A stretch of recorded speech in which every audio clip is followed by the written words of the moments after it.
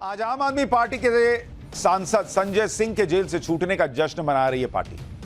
संजय सिंह को कल जमानत मिली थी। आज वो तिहाड़ जेल से शर्तों के साथ छूट गए। लेकिन संजय सिंह के छूटने का मतलब यह नहीं कि आम आदमी पार्टी की मुसीबत भी पीछे छूट गई। आज ईडी ने हाईकोर्ट में ऐसा खुलासा कर दिया कि जेल के अंदर अरविंद केजरीवाल और बाहर पार्टी की टेंशन बढ़ गई। केजरीवाल के मामले में ईडी ने आज हाईकोर्ट में जो कहा है, उससे लगता है कि आज फिर केजरीवाल की रात तिहाड़ में बेचैनी में ही कटेगी। लेकिन ईडी ने ऐसा क्या खुलासा किया, वो भी आपको बताऊंगा। लेकिन पहले एक बात तो आम आदमी पार्टी समझ चुकी है कि केजरीवाल का जेल से बाहर आना इतना आसान नहीं। इसलिए पार्टी इस तरह का माहौल बनाने में जुटी है जिससे किसी तरह से केजरीवाल को हेल्थ ग्राउंड पर राहत मिल जाए।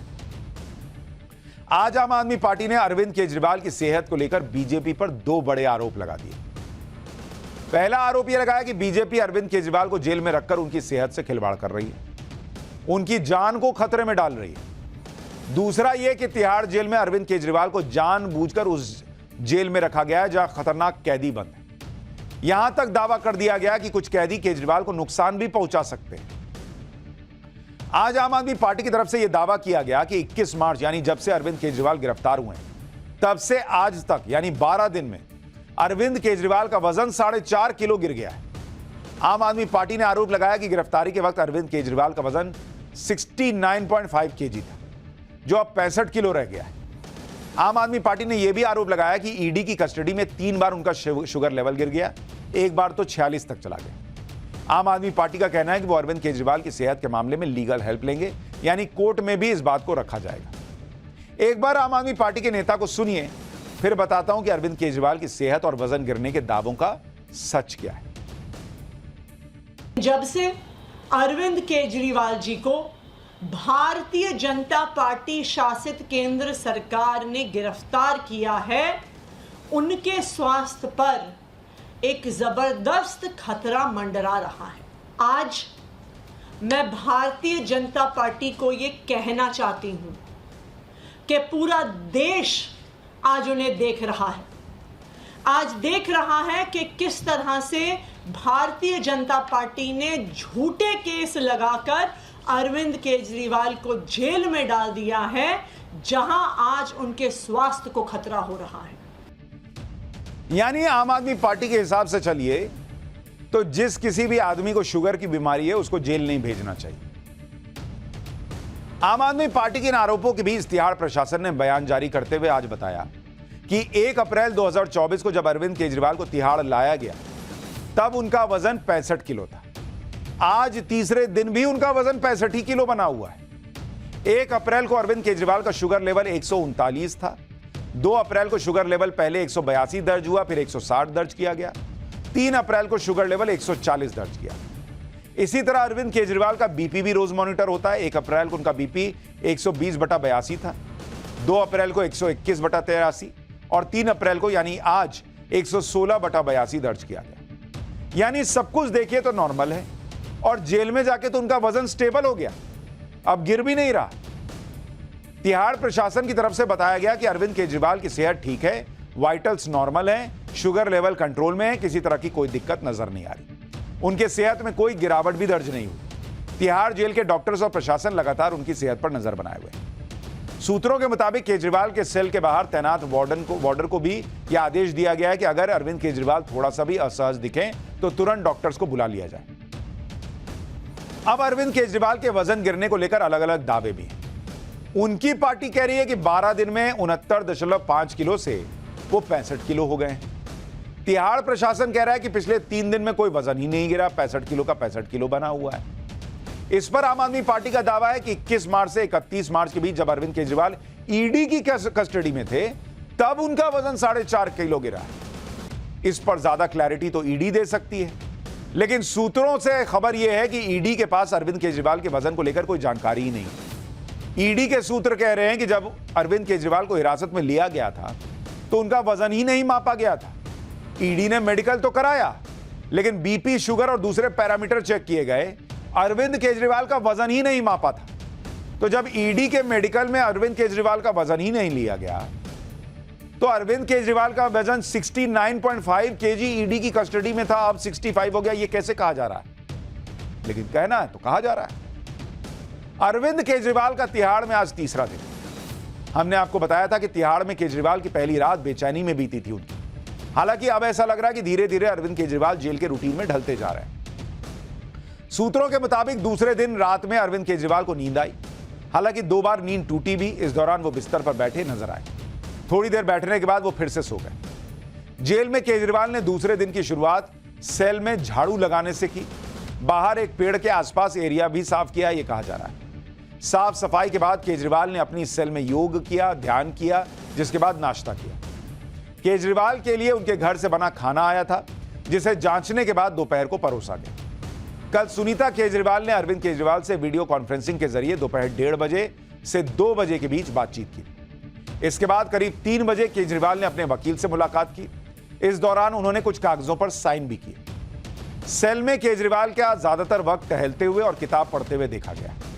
अब इतना टहलेंगे तो वजन तो कम हो ही जाएगा, फिर बाहर लोग कहेंगे कि वजन गिर गया, वजन गिर गया। दोपहर 3:30 बजे से शाम 6 बजे के बीच वो अपनी सेल से बाहर आए और वॉक किया। अरविंद केजरीवाल ने तिहाड़ जेल में कुर्सी, मेज और कुछ और चीजें इस्तेमाल करने की इजाजत मांगी, जिस पर दिल्ली की राउज एवेन्यू कोर्ट ने मंजूरी दे दी है। कोर्ट ने जेल अथॉरिटी को आदेश दिया है कि वो केजरीवाल की सेल में कुर्सी, मेज उपलब्ध कराए ताकि वो किताबें पढ़ सकें। इसके अलावा कोर्ट ने अरविंद केजरीवाल को इलेक्ट्रिक केतली के इस्तेमाल की भी इजाजत दे दी है। केजरीवाल का कहना था कि वो डायबिटीज से पीड़ित हैं, उन्हें बार बार चाय पीनी होती है, जबकि जेल अथॉरिटी सिर्फ नियमों के हिसाब से उन्हें चाय देती है। ऐसे में कोर्ट ने उन्हें पानी गर्म करने के लिए इलेक्ट्रिक केतली के इस्तेमाल की इजाजत दे दी। अरविंद केजरीवाल को जेल में तो कुछ राहत मिल रही है, लेकिन जेल के बाहर उनके लिए परेशानियां बढ़ रही हैं। आज अरविंद केजरीवाल की गिरफ्तारी के विरोध में दी गई अर्जी पर हाईकोर्ट में सुनवाई हुई। अब जरा इसको भी सुनिए। केजरीवाल और ईडी की तरफ से जो दलीलें दी गई उसके बारे में बता दूं, उससे पहले यह जान लीजिए कि आज फैसला नहीं आया। हाईकोर्ट ने फैसला सुरक्षित रख लिया। अरविंद केजरीवाल की गिरफ्तारी पर आज हाईकोर्ट में जबरदस्त बहस हुई, जबरदस्त। अरविंद केजरीवाल की तरफ से अभिषेक मनु सिंघवी ने कई दलीलें रखी और ईडी की तरफ से एएसजी एसवी राजू ने उनका जवाब दिया और वो अलग ही फॉर्म में दिख रहे थे। पहले केजरीवाल के बचाव में अभिषेक मनु सिंघवी ने जो अहम दलीलें दी वो सुनिए, फिर बताऊंगा कि ईडी ने कैसे उन दलीलों की धज्जियां उड़ाने का काम किया। पहली दलील जो अरविंद केजरीवाल के वकील अभिषेक मनु सिंघवी ने दी कि चुनाव से पहले जानबूझकर गिरफ्तारी हुई है केजरीवाल की ताकि चुनाव प्रभावित किए जाए और पार्टी को तोड़ दिया जाए। उन्होंने लेवल प्लेइंग फील्ड का बात की कि मतलब केजरीवाल को गिरफ्तार करना लेवल प्लेइंग फील्ड नहीं है, मतलब सबको समान स्तर पर रहकर चुनाव लड़ने का मौका नहीं मिल रहा, खेलने का मौका नहीं मिल रहा। दूसरी दलील, सेलेक्टिव बयान लेकर उन्होंने अरविंद केजरीवाल के खिलाफ इस्तेमाल किया है। तीसरी दलील, कोई पैसा रिकवर नहीं हुआ, मनी ट्रेल का काम नहीं पता, मनी ट्रेल का कुछ पता नहीं। चौथी दलील, कोई नए बयान दर्ज नहीं किए गए, पुराने बयानों के आधार पर गिरफ्तारी हो रही है। पांचवी दलील, ईडी के पास कोई सबूत ही नहीं। ये अभिषेक मनु सिंघवी ने अपनी तरफ से बातें रखी। ईडी की तरफ से भी केजरीवाल की दलीलों का जवाब दिया गया। जैसे चुनाव के वक्त गिरफ्तारी पर ईडी ने अपनी दलील में कहा कि इस मामले की जांच अभी नहीं 2022 से चल रही, बयान दर्ज कराए जा रहे और गिरफ्तारियां हो रही। ईडी ने एक उदाहरण भी दिया और कहा कि मान लीजिए एक आतंकवादी है जो नेता भी है और वो आर्मी की गाड़ी को बम से उड़ा देता है, लेकिन कहता है कि उसे इलेक्शन में खड़ा होना है तो तुम मुझे हाथ नहीं लगा सकते। तो ये क्या कोई दलील हुई कि भाई तुम कुछ भी अपराध कर दो लेकिन तुम नेता हो और तुमको इलेक्शन लड़ना है तो तुमको नहीं गिरफ्तार किया जाएगा? ईडी पूछ रही है ऐसा होता है क्या? इसी तरह से ईडी ने एक आम आदमी का उदाहरण दिया कि आम आदमी तो जेल जाता है, लेकिन कोई ये कहे कि वो चीफ मिनिस्टर है इसलिए जेल नहीं जाएगा, इसलिए वो देश को लूटेगा, पैसा बनाएगा, घूस लेगा, लेकिन उसे कोई हाथ नहीं लगा सकता कि वो चीफ मिनिस्टर है क्योंकि इलेक्शन होने वाले हैं। तो ये किस तरह की दलील हुई भाई? यानी ईडी ने बड़े कड़े शब्दों में पूछा कि ये क्या चल रहा है? आम आदमी बोलते हैं, लेकिन आम आदमी जैसा व्यवहार क्यों नहीं चाहते? केजरीवाल की तरफ से अभिषेक मनु सिंघवी ने यह भी दलील रखी कि कुछ चुनिंदा लोगों के चुनिंदा बयान के आधार पर केजरीवाल के खिलाफ एक्शन हुआ है। इस दलील पर भी ईडी ने अपनी तरफ से जवाब में कहा कि ये लोग कह रहे हैं कि हमारे रिकॉर्ड किए गए स्टेटमेंट्स पर भरोसा नहीं किया जा सकता, जबकि होता यह है कि इन्वेस्टिगेटिंग ऑफिसर जब किसी को पहली बार बयान देने के लिए बुलाता है तो उसके बयान दर्ज किए जाते हैं उसके बाद जैसे जैसे केस की जांच आगे बढ़ती है तो अलग अलग तथ्य दिखाकर बयान दर्ज कराए जाते हैं। असली सत्य तो तीसरे, चौथे और पांचवें स्टेटमेंट में सामने आता है, मतलब कई बार बाद में आता है। ईडी ने यह बात कही कि कोई स्टेटमेंट सही है या गलत, इसका पता तो ट्रायल में चलेगा ना बॉस। जब चार्जशीट फाइल होगी, ट्रायल शुरू होगा, तब तय होगा कि कौन झूठ बोला, कौन सच बोला।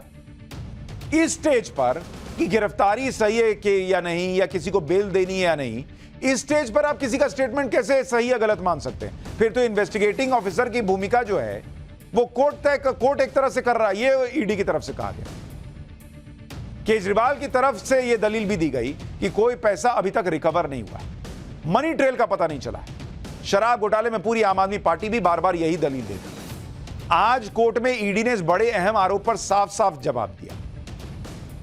ईडी ने कहा कि ये लोग बार बार दलील दे रहे हैं कि आरोपियों के घर से 1 रुपया नहीं मिला। ईडी ने कहा कि पैसा मिलेगा कैसे?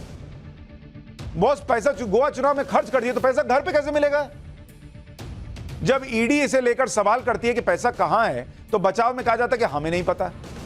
ईडी के वकील ने कहा कि शराब घोटाले के आरोपी अपने बचाव में यह भी कहते हैं कि अगर उन्होंने गलत किया है तो पैसा उनके घर से मिलना चाहिए। अगर आपने पैसा किसी को ये दे दिया तो घर से पैसा कैसे मिलेगा बॉस? ईडी पूछ रही है। भाई, पैसा लिया और खर्च कर दिया तो पैसा कैसे मिलेगा? पैसा का ट्रेल ना एस्टैब्लिश होगा। ईडी के वकील ने केजरीवाल का जिक्र करते हुए कहा कि केजरीवाल व्यक्तिगत रूप से शामिल है, इसमें शामिल है।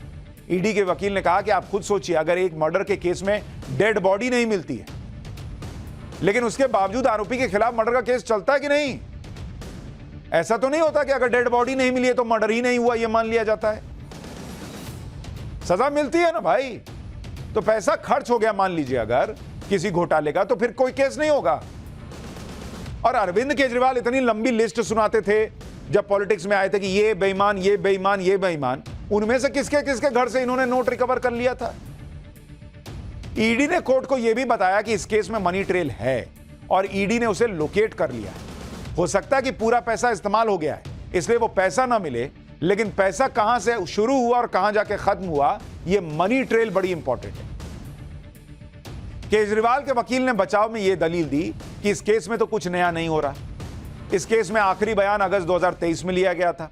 इस दलील पर ईडी ने जवाब दिया, कहा कि यह बात बिल्कुल गलत है कि आखिरी बयान अगस्त 2023 में लिया गया। ईडी के वकील ने कहा कि केजरीवाल कोर्ट के सामने गलत बयान देने के अपराधी हैं। ये लोग कह रहे हैं कि ईडी साफ नहीं है, लेकिन वो कितने साफ और पवित्र हैं मैं आपको बताता हूं। ईडी की तरफ से बताया गया कि ट्रायल कोर्ट ने खुद अपने ऑर्डर में यह रिकॉर्ड किया है कि इस मामले में फ्रेश स्टेटमेंट्स रिकॉर्ड किए गए हैं और इस आधार पर केजरीवाल की अर्जी को तुरंत खारिज कर देना चाहिए, क्योंकि वो कोर्ट को गुमराह कर रहे हैं। बॉस, कोर्ट कुछ बोलता है, आप बाहर आके प्रेस कॉन्फ्रेंस में कुछ बोलते हैं, ये चल जाएगा, लेकिन कोर्ट में आप कह रहे हैं कि कोई फ्रेश स्टेटमेंट नहीं हुआ और ईडी के वकील कह रहे हैं कि भैया लोअर कोर्ट खुद ही कह रहा है कि भाई फ्रेश स्टेटमेंट हुआ है, तो ये तो कोर्ट को गुमराह ना कर रहे हैं। इसी आधार पर इनको खारिज कीजिए इनका मामला, ईडी के वकील ने कहा। केजरीवाल की तरफ से यह भी दलील दी गई कि ईडी के पास कोई सबूत ही नहीं। इस पर ईडी ने कोर्ट को बताया कि उनके पास बहुत से तथ्य हैं, उनके पास व्हाट्सएप चैट है, हवाला ऑपरेटर के बयान है। ऐसा नहीं कि ईडी अंधेरे में तीर चला रही है। ईडी के पास ढेर सारा इनकम टैक्स का डेटा है। ईडी ने ऐसे सबूत जोड़ लिए हैं जिससे यह दिख रहा है कि घोटाले में जो पैसा मिला उसका इस्तेमाल गोवा चुनाव में हुआ। इसका फायदा आम आदमी पार्टी को हुआ और यह अपराध आम आदमी पार्टी की तरफ से किया गया। ईडी के इस बयान के तुरंत बाद कोर्ट ने कहा कि इससे पहले कि हम फैसला सुरक्षित रखें, हम केस की फाइल देखना चाहते हैं। इस पर ईडी ने कहा कि वो कोर्ट को यह फाइल दे देंगे। आज कोर्ट में बहस के दौरान ईडी ने एक बड़ा खुलासा भी किया, जिससे पूरी आम आदमी पार्टी पर बड़ा संकट आ सकता है। ईडी ने आज हाईकोर्ट को बताया कि शराब घोटाले में कुछ प्रॉपर्टीज पहले ही अटैच की जा चुकी हैं। 126 करोड़ की कीमत की प्रॉपर्टी पर एक्शन चल रहा है। ईडी आम आदमी पार्टी की प्रॉपर्टी अटैच करना चाह रही है। ईडी ने बताया कि आम आदमी पार्टी कई लोगों का समूह है, यानी कंपनी की तरह है, और पीएमएलए के सेक्शन 70 के तहत लोगों का समूह भी एक कंपनी हो सकता है। इस आधार पर आम आदमी पार्टी पीएमएलए सेक्शन 70 के तहत एक कंपनी है। इस कंपनी के मुखिया अरविंद केजरीवाल हैं, जो सारे फैसले लेते रहे।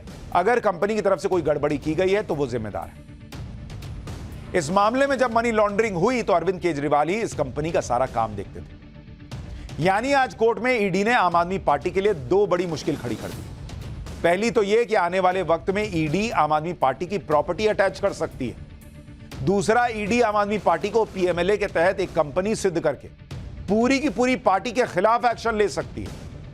और हमने आपको पहले भी पाठशाला में बताया था कि ईडी आम आदमी पार्टी को भी इस मामले में आरोपी बनाने जा रही है। शराब घोटाले में केजरीवाल के खिलाफ अपने केस को और मजबूत बनाने के लिए ईडी केजरीवाल के लॉक्ड फोन को भी किसी तरह खुलवाने के लिए संघर्ष कर रही है। केजरीवाल ने ईडी को जो फोन सरेंडर किए उनके पासवर्ड शेयर नहीं कर रहे। केजरीवाल बता ही नहीं रहे कि उनके फोन का पासवर्ड क्या है, तो फिर फोन देने का फायदा क्या?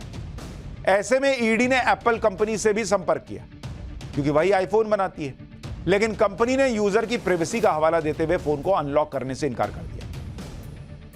ईडी के मुताबिक केजरीवाल के फोन में कई सबूत हैं जो पूरे केस में अहम साबित हो सकते हैं। ऐसे में ईडी आईफोन को अनलॉक करने के दूसरे विकल्पों पर विचार कर रही है। एप्पल फोन को अनलॉक करने का पहला विकल्प है लेगेसी कॉन्टैक्ट फीचर। केजरीवाल ने अपने आईफोन में सिक्योरिटी फीचर के लिए जिसका भी नंबर रजिस्टर किया होगा वो शख्स एक प्रोसेस के जरिए केजरीवाल के आईफोन को ओपन कर सकता है, लेकिन इस प्रोसेस के लिए अरविंद केजरीवाल की ही जरूरत पड़ेगी। ऐसे में ईडी के पास फोन को अनलॉक करने का दूसरा विकल्प है एथिकल हैकिंग। एथिकल हैकिंग का इस्तेमाल अपराधियों के डेटा को निकालने के लिए होता है, लेकिन एथिकल हैकिंग के लिए ईडी को भारी खर्चा करना पड़ सकता है। अरविंद केजरीवाल का फोन अनलॉक हो ना हो, आज संजय सिंह तिहाड़ के लॉक से बाहर आ गए। शराब घोटाले में बेल मिलने के बाद कुछ देर पहले संजय सिंह तिहाड़ से बाहर आए। संजय सिंह के जेल से बाहर आते ही आम आदमी पार्टी के कार्यकर्ताओं ने फूल बरसाकर उनका स्वागत किया। ईडी ने विरोध नहीं किया इसलिए जमानत मिली है, लेकिन फूल ऐसे बरस रहे हैं जैसे मामला ही खत्म हो गया। जेल के बाहर का माहौल देखकर तो ऐसा लग रहा था जैसे संजय सिंह जमानत पर नहीं बल्कि बरी होकर बाहर आए। जेल से बाहर आकर संजय सिंह भाषण देने लगे। उन्होंने कहा कि उन्हें भरोसा है कि जल्दी ही अरविंद केजरीवाल भी बाहर आएंगे। एक बार संजय सिंह को सुन लीजिए, फिर आगे की बात।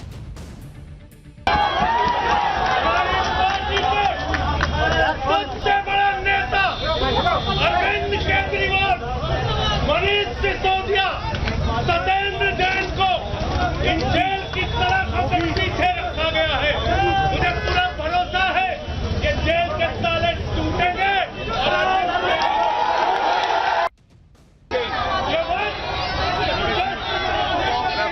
जाओ यार।